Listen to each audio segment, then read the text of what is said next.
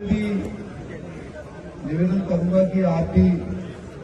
अपने मन के अंदर उनकी शांति के लिए प्रार्थना कीजिएगा।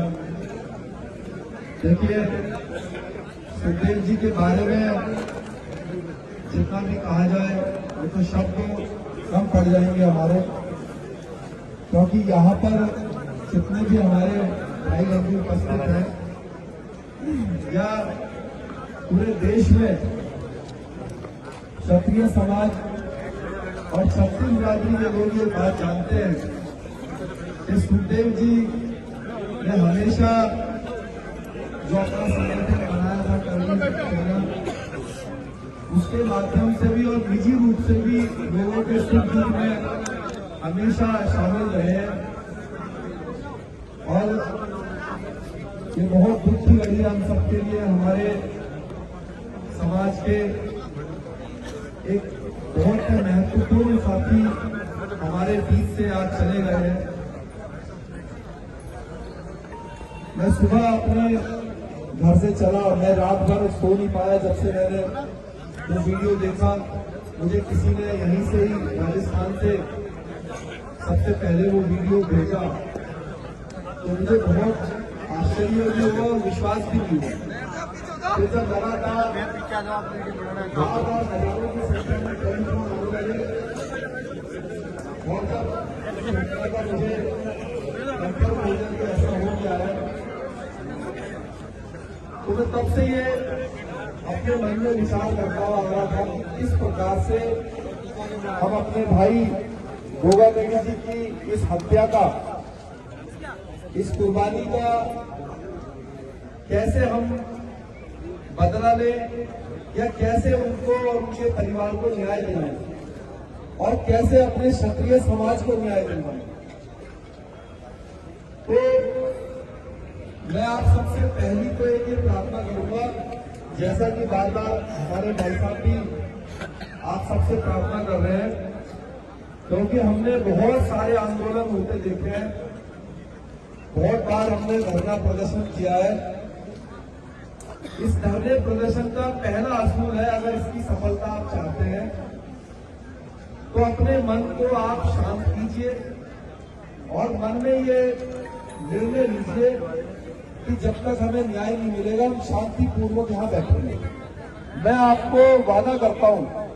अगर आपने अपने मन में ये विचार कर लिया, अगर आप अभी ये सोच रहे होंगे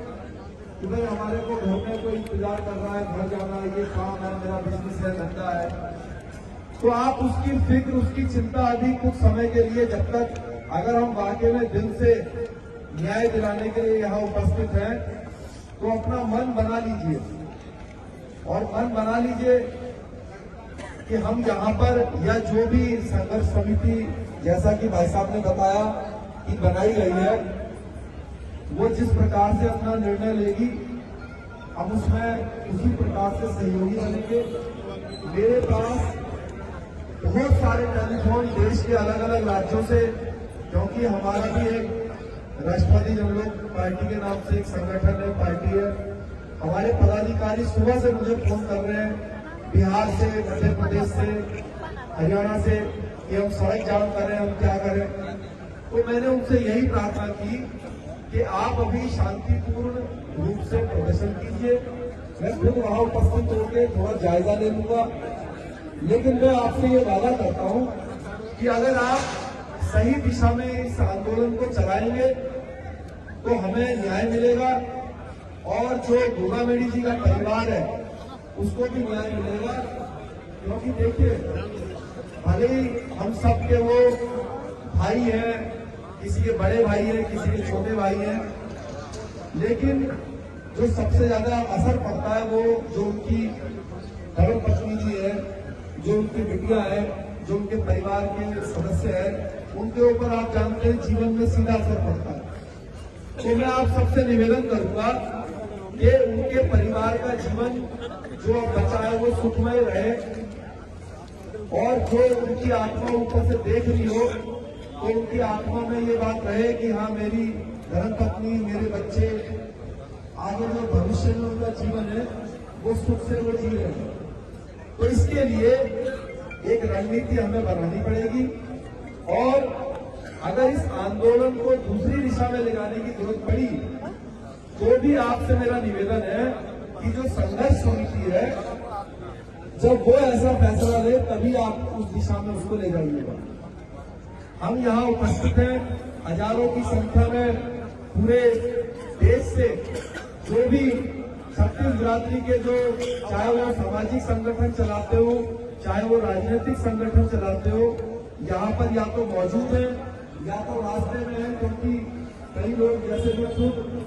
हरिद्वार से सुबह 6 बजे चला अब आपके बीच में 3 बजे तक पहुंच पाया। ऐसे हमारे बहुत साथी हैं जो भी रास्ते में ही हैं और मुझे विश्वास है कि जैसे जैसे समय बढ़ेगा ये भीड़ ये ताकत हमारी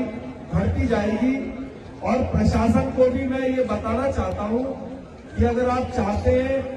कि देश में ये माहौल ना बने जो आज जयपुर में बना हुआ है, तो आप हमारे ये कुछ विचार कीजिए और न्याय का जो रास्ता है वो ढूंढिए, क्योंकि